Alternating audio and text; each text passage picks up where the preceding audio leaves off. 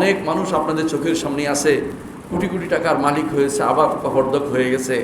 যারা কোটি কোটি টাকার মালিক হয়ে তারা যদি দান করতো, তারা যদি অনবরত বিলাত, তাদের সে অবস্থা হতো না আজ তাদের যে অবস্থা হয়েছে। এর মূল কারণ সেটাই। আপনারা জানেন, আল্লাহ তাআলা কোরআনে কারীমে উল্লেখ করেছেন কারুনের কথা। কারুনকে স্মরণ করে দিয়েছিলেন মুসা আলাইহিস সালাতু ওয়াস সালাম, এবং তার কওমের লোকেরা স্মরণ করে দিয়েছিলেন যে ও আহসিন কামা আহসানাল্লাহু ইলাইক, আল্লাহ আপনাকে দিয়েছেন, আল্লাহ আপনিও মানুষের প্রতি ইহসান করেন। তখন সে কি বলেছিল যে ইন্নামা উতিতু আলা ইলম, অর্থাৎ পয়সা করতে হলে বিদ্যা লাগে, বুদ্ধি লাগে, তোমার মতো চিন্তা করলে তো আমার হবে না, এই টাকা বহুত কষ্ট করে আমি জোগাড় করেছি। আল্লাহ তাআলা কি করেছেন, ফাখাসাফনা বিহি ওয়া বিদারিল আরদা, তাকেও ডুবিয়েছেন, তার বাড়িটাকেও ডুবিয়ে দিয়েছেন। অর্থাৎ তার এই সম্পদ তার কোনো কাজে লাগেনি।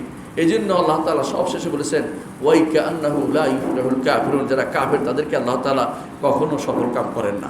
আল্লাহর নেয়ামতের সাথে যারা কুফরি করবে, আল্লাহর নেয়ামতকে যারা যথাযথ জায়গায় ব্যয় করবে না, তাদেরকে আল্লাহ তাআলা পছন্দ করেন না। তাদেরকে আল্লাহ তাআলা তার নেয়ামত থেকে সরিয়ে দিবেন এবং তারা শেষ পর্যন্ত এই নেয়ামতের অবস্থান করতে পারবে না।